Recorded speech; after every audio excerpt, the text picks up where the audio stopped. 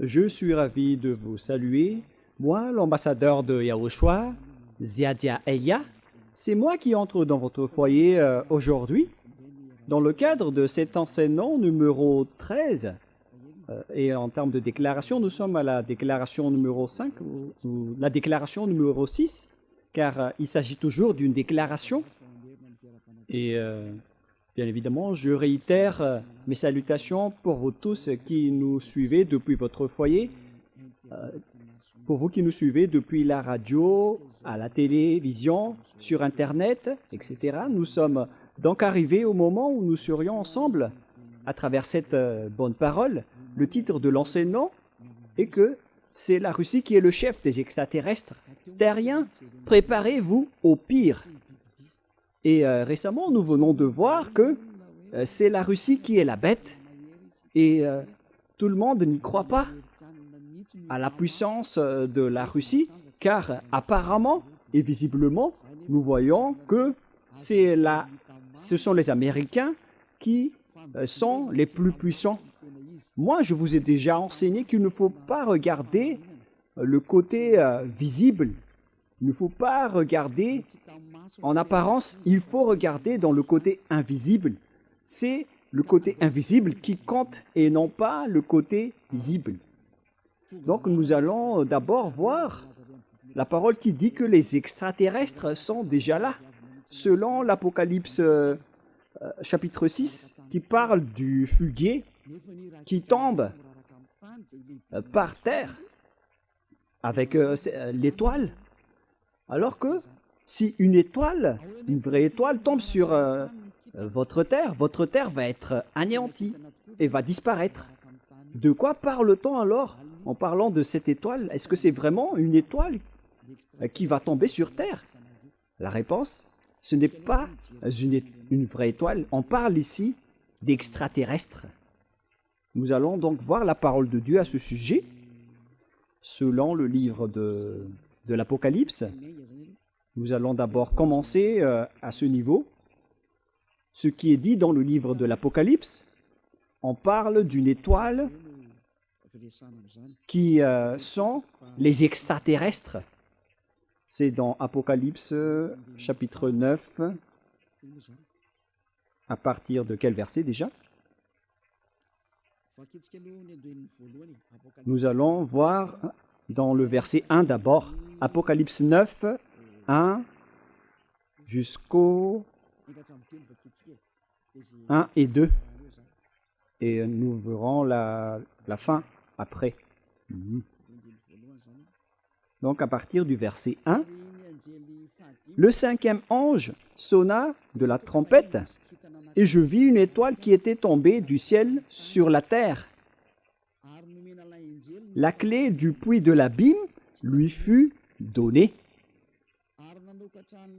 Et elle ouvrit le puits de l'abîme, et il monta du puits une fumée, comme la fumée d'une grande fournaise. Et le soleil et l'air furent obscurcis par la fumée du puits. Verset 3. De la fumée sortirent des sauterelles qui se répandirent sur la terre, et il leur fut donné un pouvoir comme le pouvoir qu'ont les scorpions de la terre, et etc. Mais nous allons en rester là. Ici, donc, on voit bien qu'il y a une étoile qui est tombée du ciel sur la terre. C'est clair que s'il est tombé, c'est qu'on l'a fait tomber. Il n'est pas tombé tout simplement. On l'a fait tomber sur terre. La clé du puits de l'abîme lui fut donnée à cet ange. Et elle ouvrit le puits de l'abîme. On parle de l'endroit où brûlent les diables et les satans en enfer. Donc, ils ont déjà été jetés dans cet endroit, dans l'abîme, où sont destinés les diables et les satans qui ont été déjà déchus par le Père Yahva et Yahushua. Et cet ange qui prend la forme d'une étoile, apparemment et visiblement, c'est lui qui dirige toutes les bêtes dans cet abîme. Et nous allons lire au verset 10 et 11. Elle avait des queues semblables à des scorpions et des aiguillons. On parle ici de la bête qui sort de l'abîme, mais on ne va pas rentrer en détail. On verra qu'elle va frapper la terre. Et c'est dans leur queue qui était le pouvoir de faire du mal aux hommes pendant 5 mois. Elle avait sur elle, comme roi, l'ange de l'abîme. Donc cette bête, cet ange va diriger ces bêtes, nommées en hébreu Abaddon et en grec Apollyon. Cet ange, donc, c'est clair que c'est une étoile. Et selon la Sainte Écriture, l'étoile s'agit d'un extraterrestre, un ange qui est tombé à terre. Et on vient donc de parler de l'étoile qui ira après, selon le livre juif, selon le Sefer Torah, ancien ou récent, ils parlent tous d'extraterrestres. D'ailleurs, il y a des bons extraterrestres et des mauvais extraterrestres, mais tous ceux qui sont sur votre terre, ce sont les mauvais extraterrestres. Mais les vrais extraterrestres, ce sont des êtres qui n'habitent pas sur cette terre. Ils habitent en dehors de la terre. Et lorsqu'ils viennent sur terre, ils deviennent des extraterrestres, comme des invités qui arrivent sur cette terre, car ils n'habitent pas du tout sur cette terre. Ils habitent ailleurs, les extraterrestres. Et on parle ici des extraterrestres qui sont les anges traîtres. C'est pourquoi on parle des noms d'Abaddon et d'Apollyon. En hébreu, Abaddon, et en grec, Apollyon. Et ces noms sont des noms des anges du diable. Si vous regardez dans le livre satanique, vous voyez qu'ils font partie des éléments du groupe de Satan. Ce Abaddon et ce Apollyon, ce sont des anges traîtres, Abaddon et Apollyon. Vous pouvez les trouver, ces noms, dans le livre satanique. Ce sont des éléments de l'ouné, de la bête, du dragon qui va frapper et travailler à la fin des temps. Ce que je veux vous montrer, c'est que l'étoile n'est autre qu'un extraterrestre, un mauvais extraterrestre, le diable satanique, qui prend la forme d'une étoile. Et ils vont tomber à la fin des temps. Nous allons lire cette parole dans Apocalypse chapitre 6. Nous allons regarder, préciser le verset. À partir du verset 13, Apocalypse 6, 13. Et les étoiles du ciel tombèrent sur la terre, comme lorsqu'un figuier secoué par le vent violent jette ses figues vertes. Voilà. Donc, les étoiles du ciel tombèrent sur la terre, comme lorsqu'un figuier secoué par un vent violent, c'est-à-dire un arbre d'un figuier, lorsqu'il est secoué par un vent violent, il jette ses figues vertes. Voilà donc le déroulement de ce schéma selon la Sainte Écriture. Voilà la réalité ici. Lorsque l'arbre a été secoué par le vent violent, ses fruits, ses figues sont tombées. Et c'est pareil aussi, les extraterrestres, avec les extraterrestres qui vont tomber à la fin des temps. On a vu qu'on a enroulé... où se trouve cette parole déjà? Verset 12. « Je regardais quand il ouvrit le sixième sceau, et il eut un grand tremblement de terre. Le soleil devient noir comme un sac de crin, et la lune entière devint comme du sang. » À la fin des temps, nous avons déjà parlé que l'atmosphère d'en haut va être vraiment déstabilisée à cause de la guerre et de l'anéantissement. Il y aura des fumées et la lune va être entachée de sang et le soleil devint noir comme un sac de crin. Voilà ce qu'on pourrait voir. Verset 13. Et les étoiles du ciel tombèrent sur la terre. Verset 14. Le ciel se retira comme un livre lorsqu'on roule, et toutes les montagnes et les îles furent remuées de leur place. À la fin des temps, qui est en ce moment, tout cela va se produire. Et il y a des gens ridicules qui disent que la fin du monde n'existe pas. Ce sont des envoyés du diable. Les gens qui disent aussi que la dernière guerre mondiale n'existe pas. Bon, les diables n'espèrent pas cela, car si la guerre mondiale va éclater sur cette terre, les diables vont être détruits. Et les troupes du diable, ainsi que les diables, n'aiment pas cela. Mais les gens qui sont avec le Dieu d'Abraham, le vrai Dieu qui a rapatrié les Juifs sur leur terre, ils précisent que la fin du monde existe. Ce que je suis en train de vous enseigner, nous avons parlé du danger et de la bête qui va faire souffrir la terre, y compris la défaite des Américains. Et il y a certains aussi qui disent que les Américains, c'est impossible que les Américains vont être vaincus. Mais ça ne marche pas avec votre vision. Ça marche avec le programme de Dieu et le plan de Dieu pour dire aux gens qui disent que la guerre mondiale n'existe pas. Vous êtes ridicules. Si ça n'existe pas, alors les inondations, les vents violents, les réchauffements climatiques n'auraient pas dû avoir lieu. Mais la réalité, c'est que tout ce que Élia a dit sont accomplis sur votre terre. En 2003, Élia a dit qu'il y aura des voitures qui volent et c'est devenu réel aujourd'hui. Et c'est comme cela aussi que la guerre mondiale doit être accomplie. Et elle est déjà proche de vous, l'explosion. Mais en fait, on envoie déjà ce qu'on peut envoyer. Ça n'attend pas Élia. C'est dans cette période de Élia que ça va être éclaté, ça va exploser. Mais en même temps, Élia doit attirer les gens vers Yahushua. Mais tous ceux qui doivent exploser, et les guerres doivent aussi dérouler. On ne peut plus empêcher et arrêter tout cela. Et on verra la suite.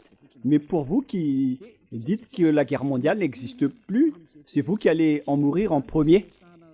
Et nous allons continuer la parole en disant que cette étoile qui tombe n'est autre qu'un ange traître, un extraterrestre. C'est-à-dire que tous les extraterrestres vont tomber sur cette terre. On vient de voir que et les étoiles du ciel tombèrent sur la terre, comme lorsqu'un fuguier secoué par un vent violent jette ses fugues vertes. Lorsqu'on parle du pillage que va subir la terre, ce n'est autre que les extraterrestres qui vont piller votre terre. Où est passée cette parole déjà? Nous allons également la lire concernant le pillage que va subir la terre. C'est dans Ésaïe 14 déjà. Où se trouve cette parole déjà, les enfants? C'est dans Ésaïe 14 ou Ésaïe 24, je ne me souviens plus. C'est le chapitre 24, je pense. Nous allons en préciser, voilà. La voilà. Ésaïe 24, verset 1. Voici, Yahva dévaste le pays et le rend désert. Votre terre va devenir comme un désert. Et aucune force, aucun humain ou aucun pouvoir ne peut contester cette parole, les enfants. C'est vrai. Mais les envoyés du diable disent le contraire. Ils disent le contraire. Ils en bouleversent la face et en dispersent les habitants. Et il en est du sacrificateur comme du peuple, du maître comme du serviteur, etc. Et maintenant, à partir au verset 3, le pays est dévasté, livré au pillage. La voilà. Les habitants vont être pillés et rendus en esclaves. La terre va être attaquée. On va piller la terre. Et la terre va être vraiment dévastée et rendue désert. On parle du monde entier, hein, car Yahva l'a décrété. Le pays est triste, épuisé. Les habitants sont abattus. On parle ici des habitants du monde entier. On ne parle pas seulement d'Israël, c'est le monde entier qui va être attaqué par ce grand danger et cette grande difficulté.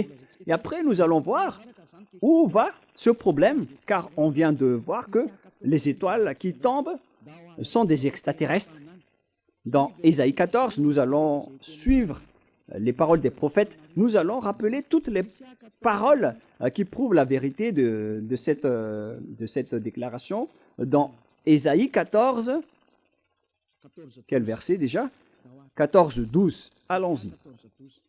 Ésaïe 14, 12. Te voilà tombé du ciel, astre brillant, fils de l'aurore. On parle ici de l'étoile brillante. Il existe un astre brillant. On parle vraiment d'une étoile brillante. Tu es abattu à terre, comme l'autre qui a été abattu à terre dans Apocalypse 9 de tout à l'heure. On l'a fait tomber par terre. Il a été abattu et il est tombé. Elle est tombée à terre. Toi, tu es abattu à terre, toi et le vainqueur des nations. Verset 13. Cette étoile qui tombe donc est abattue à terre. Et il s'agit d'un vainqueur des nations. C'est là. Allons-y avec le verset 13. Tu disais en ton cœur, je monterai au ciel. J'élèverai mon trône au-dessus des étoiles de Dieu. Il va s'élever en haut, tout en haut. Il va défier Dieu.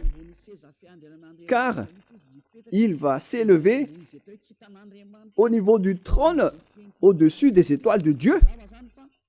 Donc cet astre brillant va défier les étoiles de Dieu également.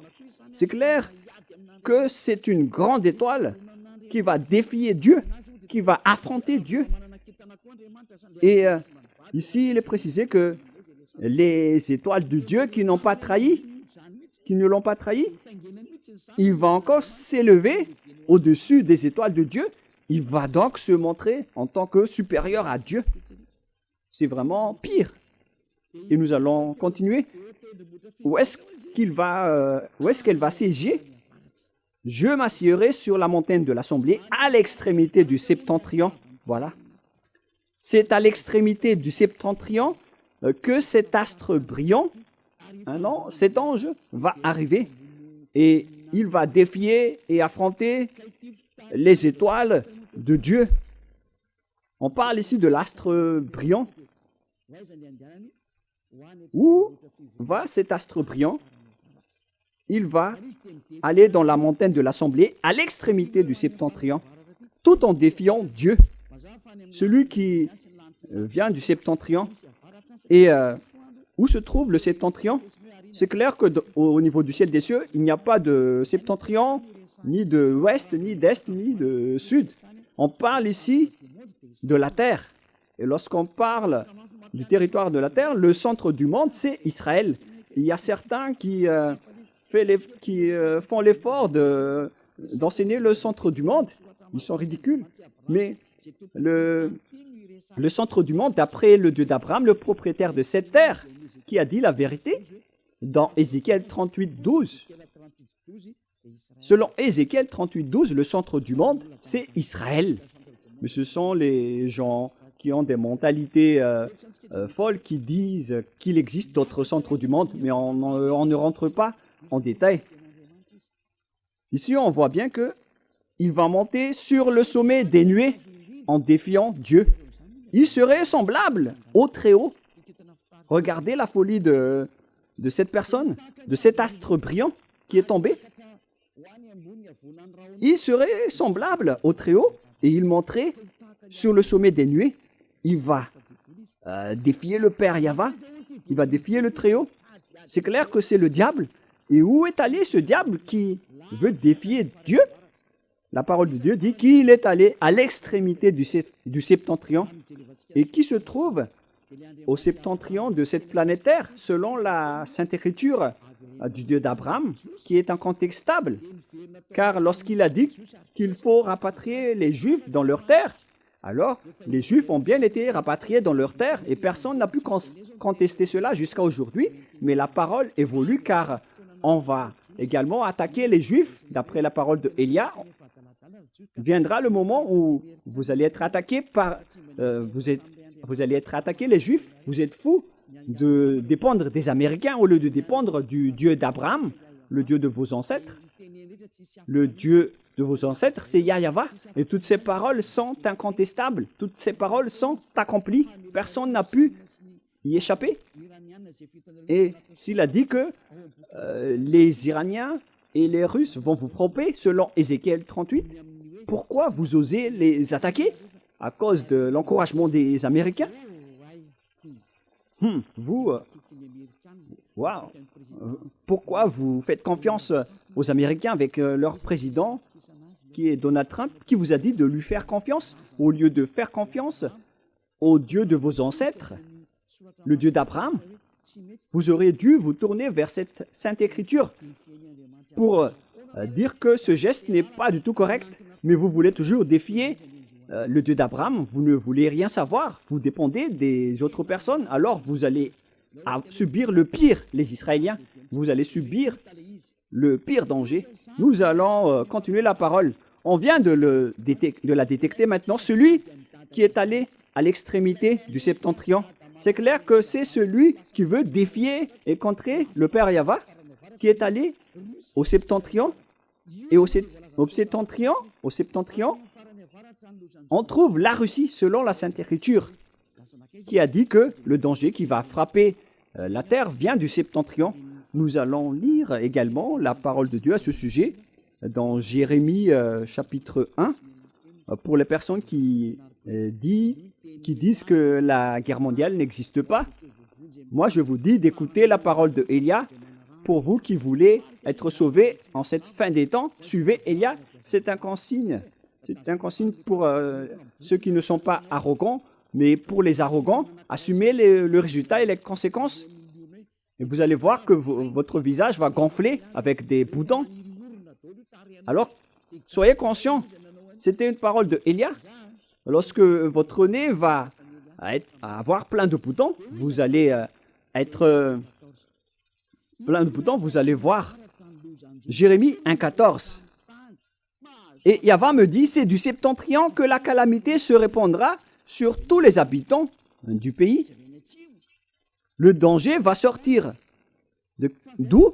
Ce n'est pas du sud, ni de l'est ou de l'ouest, mais du septentrion, à l'extrême nord.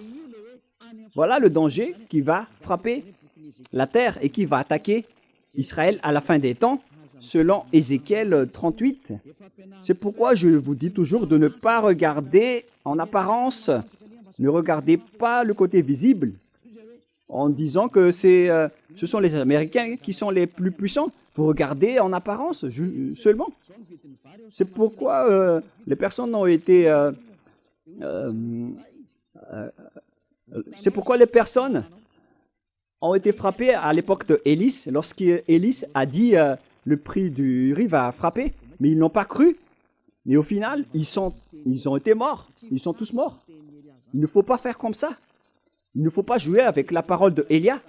Si c'est arrivé avec Élie, alors imaginez ce qui peut arriver avec Élia.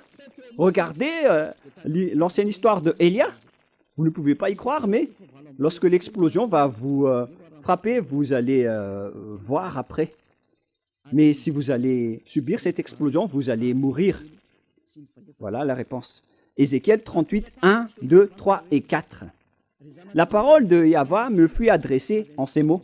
Fils de l'homme, tourne ta face vers Gog, et au pays de Magog, vers le prince de Roc, de Méchec et de Toubal, et prophétise contre lui. Tu lui diras, ainsi parle le Seigneur Yahweh, voici, j'en veux à toi, Gog, prince de Roc, de Méchec et de Toubal.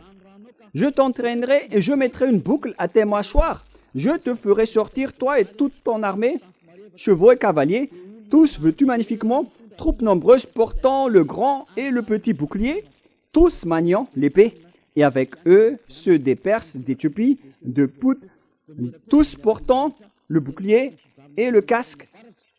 Gomer et toutes ses troupes la maison de Togarma à l'extrémité du septentrion et toutes ses troupes. On parle ici de l'extrémité du septentrion et les pays du septentrion vont tous se rassembler pour attaquer. Et à la direction, il y a la Russie. Et c'est justement cette parole qu'on voit dans Ézéchiel 38, 14. Voilà. 14. Ézéchiel 38, 14, 15 et 16. C'est pourquoi prophétise, fils de l'homme, et dis à Gog, j'ai déjà enseigné cela, mais je vous le répète pour que vous soyez bien conscients, et ne dites plus, comment est-ce possible? Vous ne regardez que l'apparence et le côté visible, voilà votre problème. Ne regardez plus en apparence, regardez la force qui est derrière l'invisible, c'est ça qui est au commandement. C'est pourquoi prophétise, fils de l'homme, et dis à Gog, ainsi parle le Seigneur Yahva, oui, le jour où mon peuple d'Israël vivra en sécurité, tu le sauras. Les Israéliens sont, on dirait que les Israéliens sont tranquilles, ils sont protégés par les Américains. Il y a des moments où ils sont calmes avec le reste du monde. Et on dirait qu'ils font régner la paix. Mais c'est seulement ce méchant Gog qui peut faire cela. Alors tu partiras de ton pays, des extrémités du septentrion. Vous voyez, on parle ici du septentrion. Et qui vient du septentrion, d'après ce que je vous ai enseigné, c'est Gog, le prince de la Russie. Ce monsieur qui va diriger le monde viendra de là-bas. Toi et de nombreux peuples avec toi, tous montés sur des chevaux, une grande multitude, une armée puissante. Où ils iront? Bien évidemment, ils vont attaquer Israël. Et s'ils vont attaquer Israël, c'est-à-dire que les Américains vont être dévastés. Oh, les Américains, le moment de votre destruction et de votre anéantissement est arrivé. C'est Élia qui parle. Une déclaration, un message venant du propriétaire de la terre. Il s'appelle Yahva et son fils préféré s'appelle Yahushua. Et son envoyé, c'est Élia. Déclaration de Élia. Le moment est arrivé de vous anéantir, les Américains et l'OTAN. Et si vous dites, comment est-ce possible? Vaut mieux rire. Nous allons lire, mais suivez toujours la parole. Alors tu partiras de ton pays, des extrémités du septentrion, tu t'avanceras contre mon peuple d'Israël comme une nuée qui va couvrir le pays dans la suite des jours. C'est-à-dire, à la fin, ils vont attaquer Israël. Pour ceux qui suivent le géopolitique mondial, vous voyez bien que le monde est déjà divisé en deux blocs. D'une part, il y a la partie qui est dirigée par la Russie, avec les Africains, les Arabes, les pays du Nord, avec les Asiatiques, les Orientaux. Ils sont tous rassemblés. Et regardez la politique de Trump. Même les Sud-Coréens sont en conflit avec lui, car ils utilisent trop de taxes. Même les Chinois les ont trompés et les ont trahis. Moi, je vous dis que les paroles de notre Père s'accomplissent et vous devez les suivre, vous les humains, que vous aimez ou non. Le système de votre terre doit la suivre. Il ne s'agit pas de la propriétaire des armes ou de la force. Ça ne marche pas comme ça. Qui est le propriétaire du cerveau? Répondez. Moi, je vous donne la simple réponse. C'est notre Père qui est le propriétaire de tout cela. Son nom, c'est Yahva, celui qui commande le cerveau de Donald Trump en lui disant d'aider les Israéliens. Et il l'a fait. Il aurait dû faire le contraire, mais ça ne marche pas comme ça. Il doit toujours les aider jusqu'au moment où je vais dire aux Américains de s'écarter, car vous n'allez plus surmonter votre problème, les Américains. Et si vous allez dire, mais qui vous êtes? Qui êtes-vous pour commander ce monde? C'est Élia, si vous ne le connaissez pas, celui qui parle en ce moment, celui qui vous blâme. Car vous avez fait vraiment du mal aux yeux devant notre Dieu Père. Assumez les conséquences. Pourquoi vous avez osé toucher à notre livre? Pourquoi vous avez négligé votre livre? On vous pose cette question. L'objectif de notre livre, c'est d'ôter les péchés des gens. Pourquoi vous avez profané notre livre? Vous dites que notre livre font pécher les gens. C'est vraiment de l'usurpation. Ce sujet ne va pas être facile, hein. Il y a souris, mais la chose que vous allez subir n'est pas du tout facile, hein. Mais il est toujours souriant. Nous allons honorer notre Dieu. Nous, on ne se casse pas la tête avec vous. On ne serait même pas en colère, mais ce qui compte pour nous, c'est que vous devez assumer les conséquences. Vous qui avez dit du mal à Élia, assumez les conséquences. Moi, je vous dis toujours que ce n'est plus le moment de faire cela. C'est toute autre chose qui se passe en ce moment. Mais si vous voulez être dans le rang de Gog, alors c'est correct si vous faites cela, car vous êtes un adversaire de Élia. Mais si vous êtes ni avec Gog ni avec Élia, vous allez mourir juste comme ça.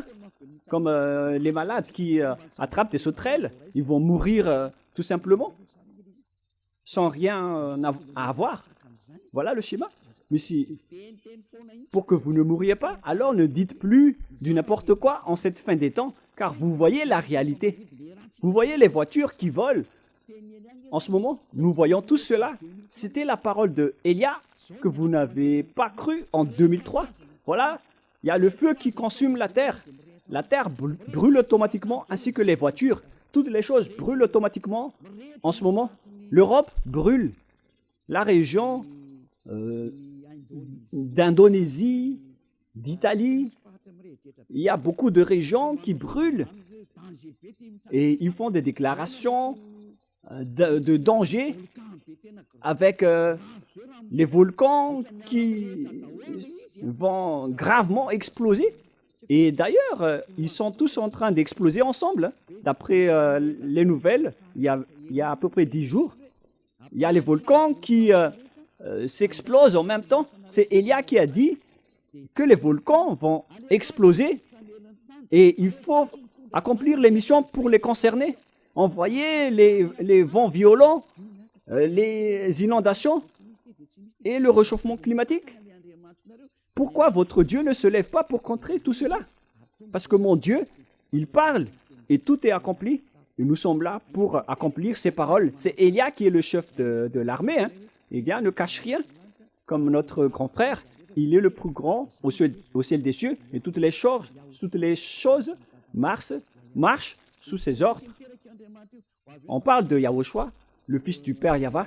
Pour ceux qui disent que Dieu n'a pas engendré, nous allons faire un enseignement à ce sujet. Pour les gens qui suivent le Sefer Torah, ils croient que Dieu engendre, mais pour les gens qui contre le Sefer Torah, ils disent que Dieu n'a pas engendré, mais je vais vous enseigner cela après cet enseignement. Mais nous allons donc voir dans le vif du sujet. On parle ici des Russes, où vont aller donc les extraterrestres qui vont combattre le Père Yahva, c'est-à-dire le grand chef des anges traîtres. Il est allé où? La Sainte Écriture est claire. Il est allé en Russie. Donc leur chef se trouve là-bas. Le chef, le cerveau, qui a défié le Père Yahva depuis le ciel des cieux, il est arrivé sur cette planète Terre et il va siéger en Russie. Sa base se trouve là-bas. Ils vont faire leur assemblée là-bas. Nous avons vu cela dans Ésaïe 14 et nous allons le rappeler. Où ils vont faire leur assemblée. Alors préparez-vous, l'ONU, vous allez être détruits. Vous n'aurez plus votre siège en Amérique. Et osez dire que ce n'est pas vrai. Ceux qui sont avec Jésus ou Allah. Élia vous dit que l'ONU doit dégager des États-Unis et l'ONU va être déménagée en Russie. Cette parole est directe. Élia donne l'ordre aux Américains de dégager l'ONU de chez eux. L'ONU est ordonnée de quitter l'Amérique. Déménagez-vous en Russie. C'est un ordre. Et vous allez dire, mais c'est quoi ce discours qui est un peu bizarre que vous faites, Élia? Élia, il donne des commandements et des ordres. Et les gens qui iront au ciel des cieux, ils sont contents d'écouter sa parole. Mais les gens qui iront en enfer, ils sont en colère et énervés en écoutant sa parole. C'est comme ça qu'on distingue les gens qui iront au ciel des cieux et ceux qui iront en enfer. Et si vous dites, mais de quel culot? Car les Américains sont une superpuissance en ce moment. Mais pourquoi vous dites qu'il faut dégager l'ONU des États-Unis? Moi, je vous ai déjà dit que les Américains vont être gravement blessés. Et c'est logique que l'ONU va quitter le faible pour aller vers la puissance qui est la Russie. Alors, il faut que vous quittez les États-Unis, l'ONU, comme le dirigeant américain a expulsé et a supprimé les branches de l'USAID dans le reste du monde, dans le monde entier. Il les a vraiment supprimées. On parle de l'USAID, mais je ne me souviens pas de manière précise. Donc, toutes les branches financières en partenariat avec les Américains, ils les ont tous supprimées, y compris ceux qui sont à Madagascar. Ils les ont tous supprimés, car les Américains ont un problème que vous ne voyez pas. Ils ont un problème, car Elia l'a dit. Lorsque Elia parle, la parole circule. C'est pourquoi les Américains ne veulent plus aider les Ukrainiens. Ils en avaient marre. Avec le président Donald Trump, il a dit que vous avez gaspillé les armes. Et c'est ridicule, parce que maintenant, il a recommencé à ravitailler l'Ukraine en armement, car Poutine a bombardé les Ukraines. Et Donald Trump ne sait plus quoi faire, car le président ukrainien Zelensky a appelé au secours. Pourquoi vous n'allez pas réagir avec tout cela? Et après, Donald Trump était triste pour eux, et même si ça ne vient pas de son cœur, il les a aidés. Lui aussi, il veut avoir le prix Nobel de la paix. Et il fait cela, Donald Trump. Mais Poutine ne veut rien savoir. Il continue à bombarder les Ukrainiens. Et ils ne savent plus quoi faire. Mais pour nous, ce qui compte, c'est l'accomplissement de notre parole, la parole du Père Yahva et de notre Yahushua. Voilà donc le déroulement de l'histoire en général. Et donc, si cet extraterrestre est allé vers l'extrémité du septentrion, l'astre brillant, il va attirer quoi? Après, nous allons lire dans Ésaïe 14.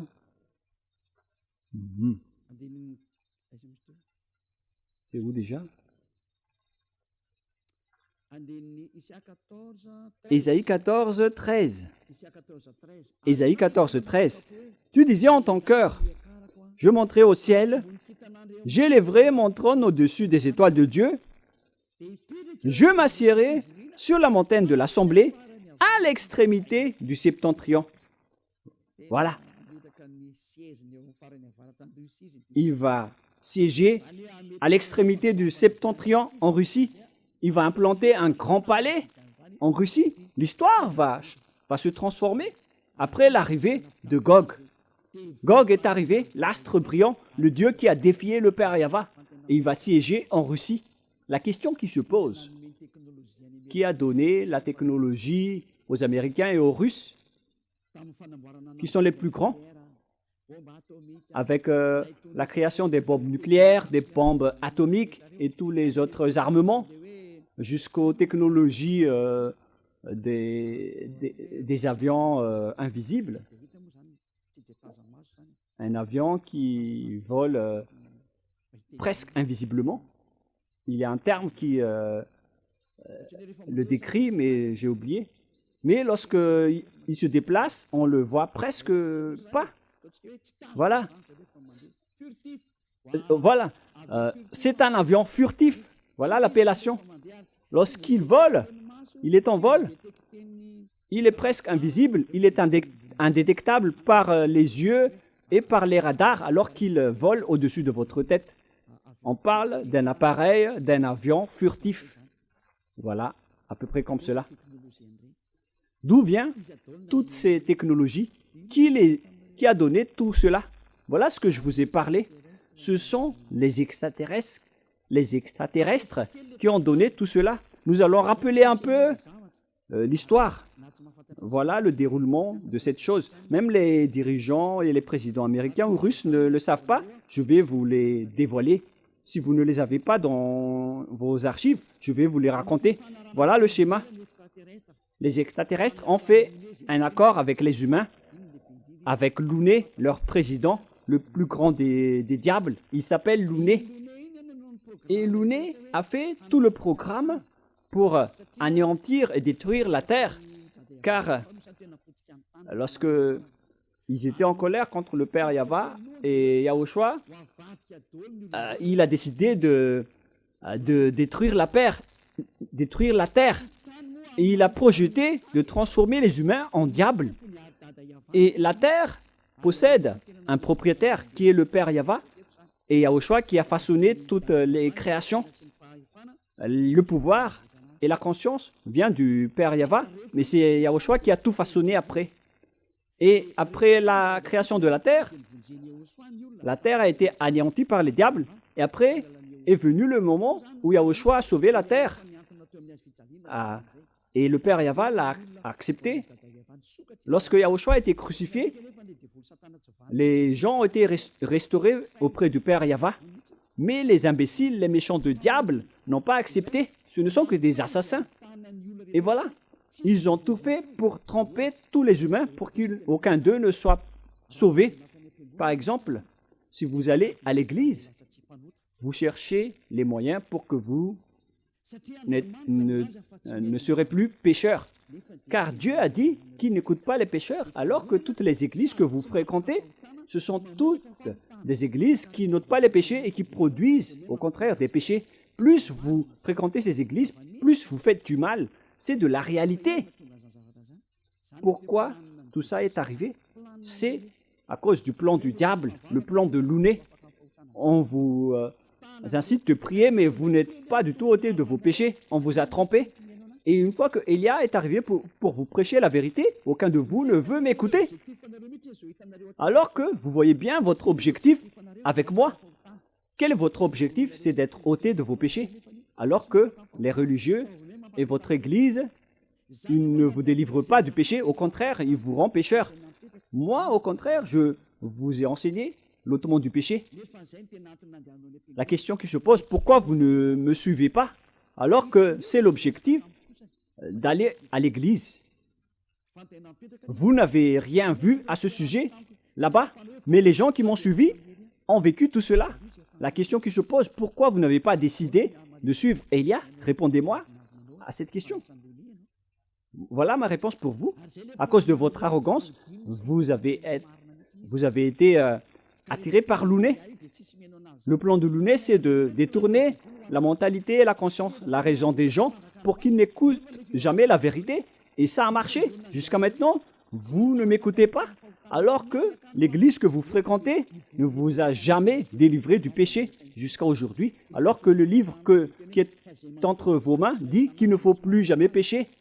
Ce livre dit que celui qui pêche n'a jamais vu et n'a jamais connu Dieu. Le livre que vous tenez dit que Dieu n'écoute pas les pécheurs. Mais vous ne voulez rien savoir à toutes ces paroles. Vous dites toujours que Dieu pardonne, Dieu comprend, il faut juste se repentir et ça marche. Vous voyez bien que votre anéantissement est logique, car Dieu n'a jamais dit cela. Il a dit, ne péchez plus. Mais c'est votre religieux qui n'est pas délivré de ses péchés. Il ne sait plus rien faire. Il vous trompe, il vous manipule, les prêtres et les pasteurs. Et vous acceptez aussi leur folie. Et vous traînez, vous enchaînez. Vous êtes enchaînés à eux. Alors que le vrai livre dit qu'il ne faut plus jamais pécher. Mais au contraire, vous êtes pécheurs jusqu'à la fin. C'est-à-dire que vous avez été trompés par le pasteur et les prêtres. Ils vous ont bien eu et vous allez être jetés en enfer. Une fois que vous allez quitter cette terre, vous irez en enfer. Car vous profanez et vous dénigrez cette parole, cette vraie parole. Et vous n'échapperez pas au jugement. Même les prêtres et les pasteurs, ils vont être jugés de manière atroce. alors ne mourrez pas. Mon père est pasteur. Les morts ne peuvent plus revenir, même s'ils disent, ils supplient de revenir sur cette terre pour dire aux humains que c'est grave ce qu'ils subissent, mais ils ne peuvent plus revenir. Maintenant, c'est au tour d'Élia de vous dire, mais si vous n'écoutez pas, tant pis pour vous. Je vous ai déjà tout dit. Je représente le ciel des cieux pour vous prêcher Yahushua. Mais si vous n'écoutez pas, alors ne mourrez pas. Vous irez en enfer. Vous allez être terrifiés devant le grand jugement, même devant le tribunal d'Anous pour aller dans la prison de Siafa. Vous avez peur. Et imaginez le grand jugement de la vie éternelle que vous allez subir. Dites, sachez que vous avez déjà attrapé par l'ouné. Qu'est-ce qui est dit dans la Bible? Les humains vont utiliser le fusil pour tuer et pour tirer sur Yahushua. C'est vraiment un pire danger. C'est dans le livre de l'Apocalypse. Quel verset déjà? Quel chapitre? Chapitre 20. Voilà. Nous allons voir ensemble.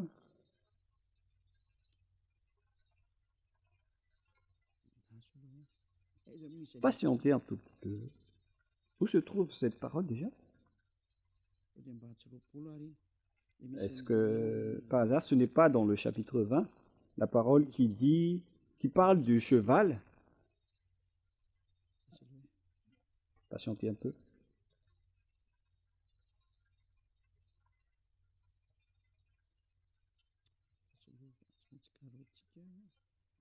Nous allons bien chercher. Apocalypse 19, 11. C'est le chapitre 19. Apocalypse 19. À partir de quel verset? Apocalypse 19, 19. Ici, on voit Yahushua qui est monté sur le cheval blanc. Apocalypse 19, 11. Puis je vis le ciel ouvert, et voici parut un cheval blanc. Celui qui le montait s'appelle fidèle et véritable, et il juge et combat avec justice. Celui qui le montait s'appelle fidèle et véritable, et il juge et combat avec justice. Ses yeux étaient comme une flamme de feu. Sur sa tête étaient plusieurs diadèmes. Il avait un nom écrit comme personne ne connaît, si ce n'est lui-même. Il était revêtu d'un vêtement teint de sang. Son nom est la parole de Dieu. La parole de Dieu n'est autre que Yahushua. Au commencement, la parole était Dieu. C'est dans Jean, chapitre 1 et 2. Vous pouvez lire cette parole. Je vous ai déjà dit que c'est dans Jean 1 et 2. Au commencement était la parole, et la parole était avec Dieu, et la parole était Dieu, et elle était au commencement avec Dieu. Et dans le verset 14, on parle que la parole a été faite chair, et on parle ici de Yahushua. Nous allons d'ailleurs relire cette parole dans Jean 1, 1. Au commencement était la parole, et la parole était avec Dieu. Et la parole était Dieu. Et dans le verset 2, elle était au commencement avec Dieu. Verset 3, toutes choses ont été faites par elle, et rien de ce qui a été fait n'a été fait sans elle. Verset 14 maintenant. On parle ici de la parole qui a été faite chair. Verset 14, nous allons lire ensemble.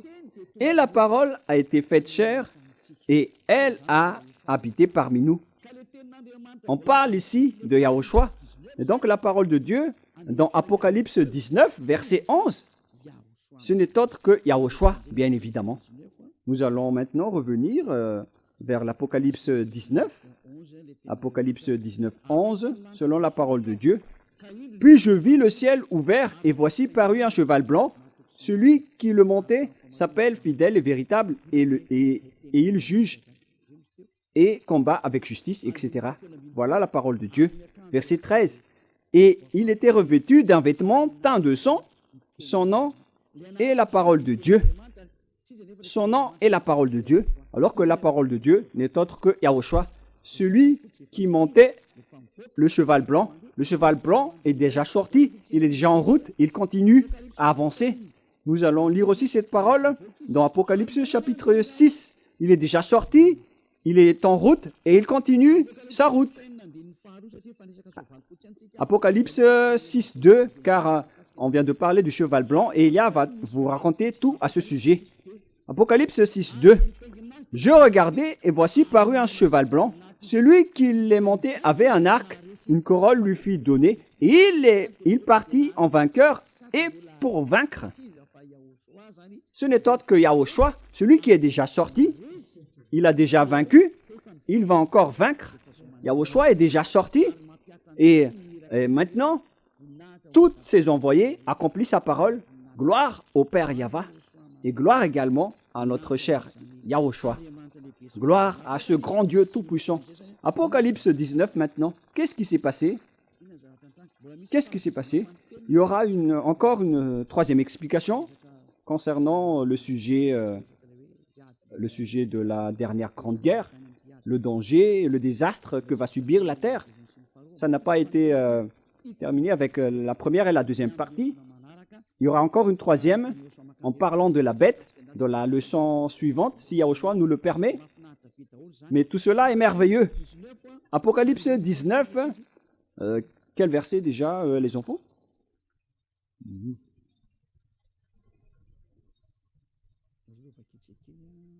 Nous allons lire ensemble. Verset 19, Apocalypse 19, 19. Et je vis la bête et les rois de la terre et leurs armées rassemblés pour faire la guerre à celui qui était assis sur le cheval et à son armée. Oh mon Dieu! Ils vont combattre celui qui est à cheval blanc, les rois de la terre et son armée. C'est-à-dire que les humains vont défier et combattre Yahushua. C'est pour dire que ce schéma est vraiment mauvais. C'est vraiment un mauvais schéma. Donc la réalité, les gens, dans le cas de cette fin des temps, les diables, avec les humains qui ont été créés par Yahushua, ils vont se rassembler pour utiliser l'arme pour persécuter Yahushua, comme lors de la crucifixion. C'est le même schéma, mais maintenant, ce sont les humains qui ont été transformés pour porter après des fusils et des armes pour combattre Yahushua. Ce sont vraiment des méchants. Ils provoquent vraiment la colère de Yahushua. Car maintenant, ce sont les créations qui vont défier le Créateur. Quel humain peut défier le Créateur qui vient d'en haut? Car Yahushua va monter le cheval et il va débarquer dans l'atmosphère. Et comment, en tant qu'humain, vous pouvez le tuer, le fusiller? Comment osez-vous le combattre? Mais cette mentalité est vraiment grave. Mais c'est quel genre de mentalité que les gens ont eu pour qu'ils osent fusiller leur Créateur? La raison est simple. C'est pourquoi Élia est là. Je vais vous expliquer pourquoi Élia est venu. C'est pour préparer toutes ces choses. Élia est arrivé pour préparer le retour de Yahushua. C'était d'ailleurs mon rôle depuis le temps. C'est pour arranger toutes les choses. C'est pourquoi je vous dis que ce ne sont pas avec les forces des Américains. Ça ne marche pas comme ça. Ça marche avec tout ce qui est écrit. Élia est arrivé pour vous dire votre chemin. Mais ne dites pas du n'importe quoi en disant que ce sont les Américains et le pape qui est là, ou le pape qui est la bête. C'est Jésus qui a dit cela. Jésus n'a rien dit de vrai. Si Jésus a dit la vérité, vous aurez déjà dû être ôté de vos péchés. Mais si aucun de vous n'est ôté de vos péchés, sachez que c'est une parole du diable. Soyez conscients. Mais voilà la suite. Il y a la chose que Louné, le diable satanique, a fait, c'est de détourner la raison des humains. Et pour détourner la raison des humains, ils ont dû envoyer des leur envoyer pour transformer tous les humains en race diabolique, en race de diable. Voilà leur plan. Ils vont transformer les humains en bêtes pour qu'ils ne connaissent plus leur Dieu créateur. Ils ont transformé les humains. Et qu'est-ce qu'ils ont fait? Puisqu'ils ne pouvaient pas entrer sur votre planète Terre, surtout en cette fin des temps. La preuve, c'est que lorsqu'ils étaient entrés ici, au commencement, le Dieu Père Yahvé a envoyé le déluge. Lorsque les diables s'est accouplé avec les humains, et ils ont engendré des Néphilim.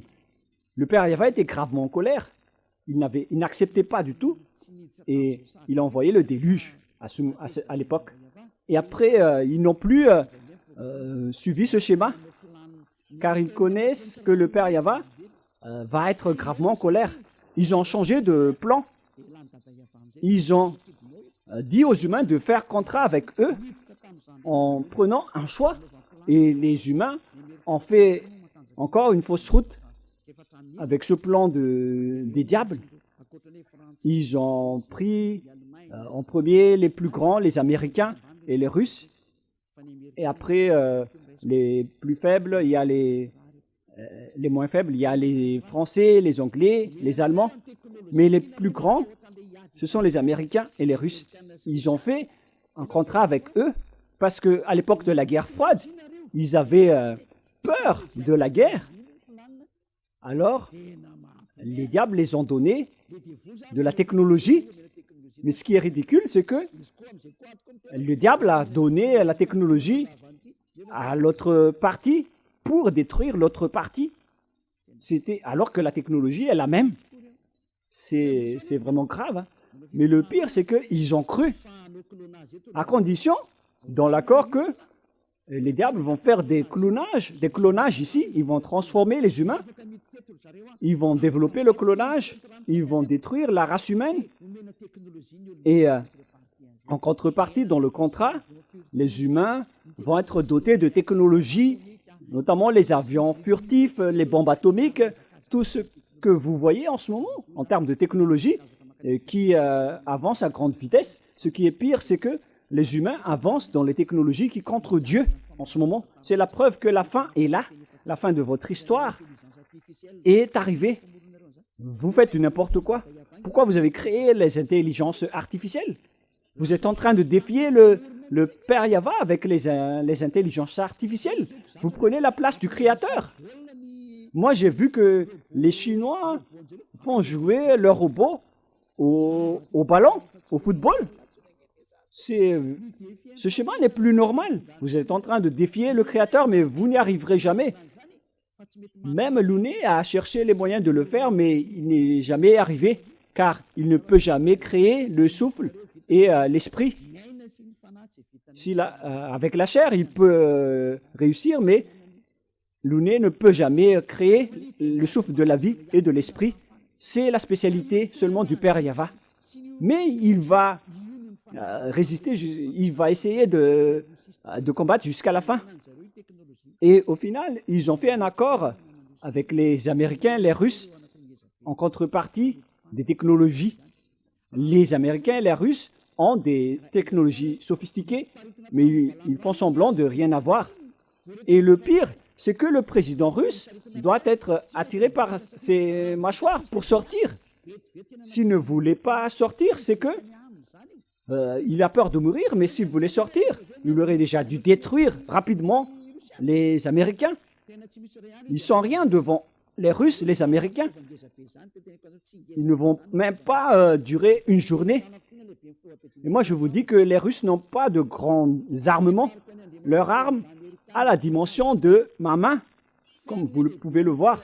Je vous dis au président américain Donald Trump que la dimension de l'arme russe, c'est comme celle-ci. Mais vous ne connaissez pas qu'est-ce qui se trouve dans la mallette de Poutine. Certains disent que c'est la télécommande des bombes atomiques. Ce n'est pas du tout le cas, mais c'est une arme qui a la dimension de ma main. Et comment ça marche? Moi, je vous dis tout simplement que les technologies des Américains viennent des extraterrestres. Voilà, en contrepartie. Et les technologies russes aussi viennent des extraterrestres. Alors que le chef des extraterrestres se trouve en Russie. Vous êtes fou si vous allez dire que le subordonné va vaincre le grand chef, alors que le grand chef se trouve en Russie. Mais les subordonnés sont les Américains. Et la question se pose, après la guerre, qui va vaincre, le subordonné ou le grand chef?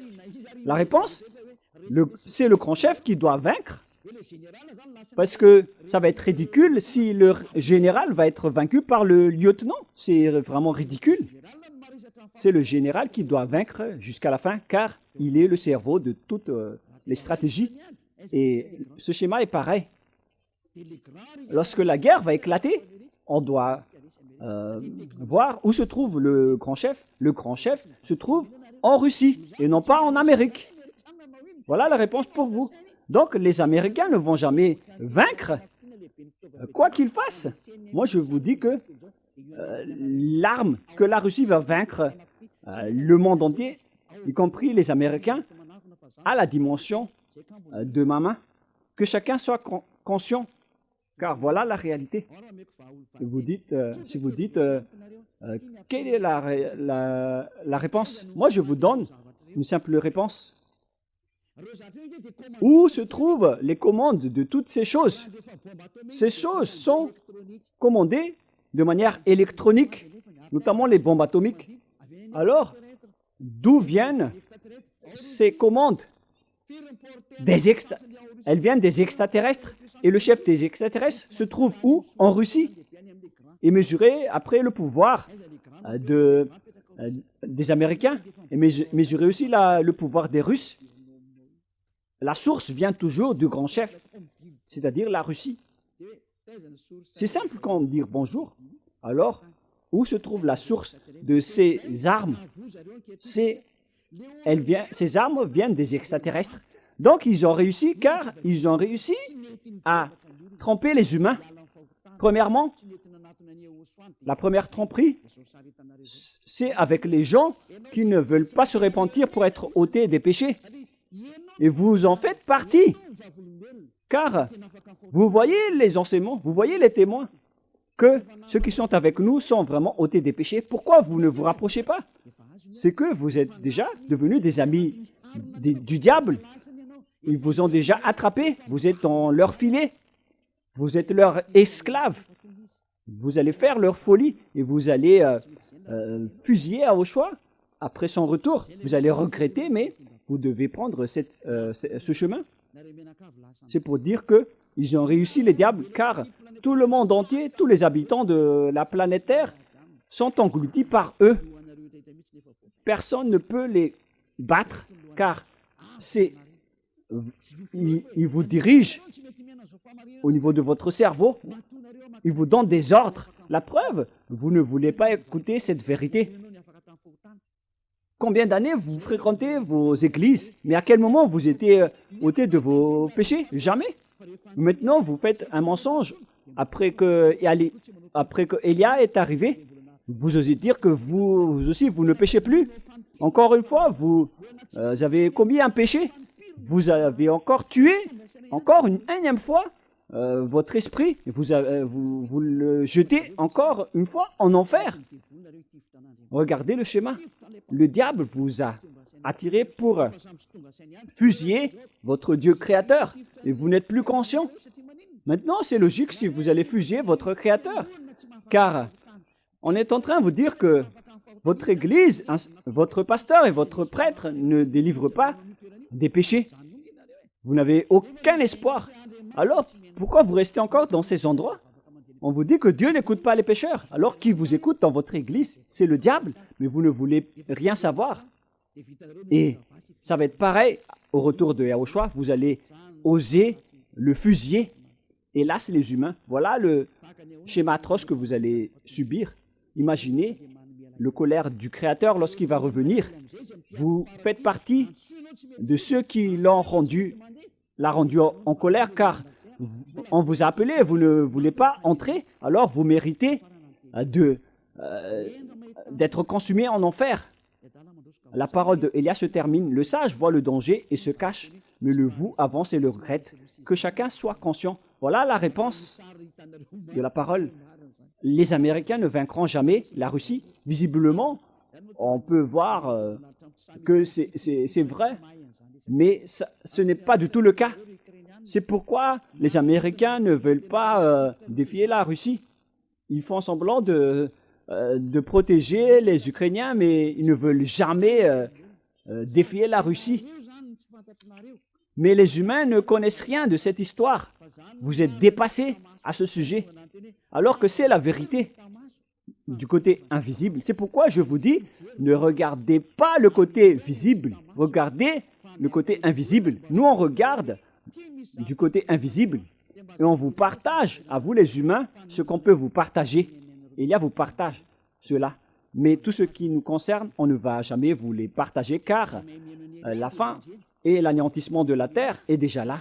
Tous ceux qui veulent écouter Élia, ils peuvent écouter, mais ceux qui ne veulent pas écouter, alors tant pis pour vous et assumez les conséquences. La parole se termine, mais cependant, je vous souhaite toujours le meilleur pour que vous vous rapprochiez de Yahushua. Sauvez votre esprit, ne le tuez plus, ne soyez plus arrogant. Prions ensemble. Merci, Père Yahva, pour cette parole. Merci pour ces messages, pour ces avertissements et ces corrections sur ceux qui vont arriver. Alors, où est-ce que vous allez choisir? Tu donnes encore les consignes et les conseils. Père Yahva, ce sont la dernière partie du salut. Il n'y a plus rien à recevoir, sauf ce qu'on peut encore sauver, Père Yahva. Gloire à toi.